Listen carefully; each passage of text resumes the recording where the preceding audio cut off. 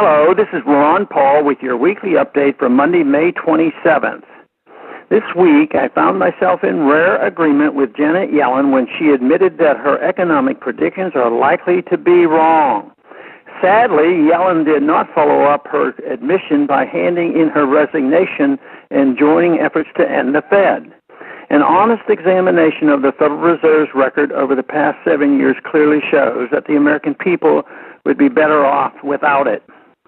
Following the bursting of the Federal Reserve-created housing bubble, the Fed embarked on an unprecedented program of bailouts and money creation via quantitative easing. Not only has QE failed to revive the economy, it has further damaged the average American standards of living while benefiting the financial elites. None other than Donald Trump has called QE a great deal for guys like me. The failure of quantitative easing to improve the economy has left the Fed reluctant to raise interest rates. Yet the Fed does not want to appear oblivious to the dangers posed by keeping rates artificially low. This is why the Fed regularly announces that the economy will soon be strong enough to handle a rate increase. There are signs that investors are beginning to realize that the Fed's constant talk of raising rates is just talk.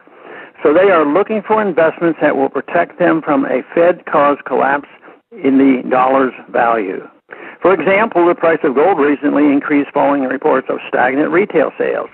Increased gold prices in response to economic sluggishness may appear counterintuitive, but it is a sign that investors are realizing quantitative easing is not ending anytime soon. The increase in gold prices is not the only sign that investors are interested in hard assets to protect themselves from inflation. Recently, a Picasso painting sold for a record $180 million. This record may not last long, as an additional $2 billion worth of art is expected to go on the market in the next few weeks. Another sign of the increasing concerns about the dollar's stability is the growing interest in alternative currencies. Investing in using alternative currencies can help average Americans who do not have millions to spend on Picasso paintings protect themselves from a currency crisis. Congress should ensure that all Americans can protect themselves from a dollar crisis by repealing the legal tender laws. Congress should also take the first step toward monetary reform by passing the Audit the Fed bill. Unfortunately, Audit the Fed is not a part of the Federal Reserve's reform bill that was passed by the Senate Banking Committee. Instead, the bill makes some minor changes in the Fed's governance structure. These so-called reforms are the equivalent of rearranging the deck chairs as the Titanic crashes into the iceberg. Hopefully, the Senate will vote on and pass Audit the Fed this year. The skyrocketing federal debt is also a major factor in the coming economic collapse. The Federal Reserve facilitates deficit spending by monetizing debt. Congress should make real cuts, not just reductions in the rate of growth in all areas, but they should prioritize cutting the billions spent on the military-industrial complex. Some say that eliminating the welfare-warfare state and the fiat currency system that props it up will cause the people pain.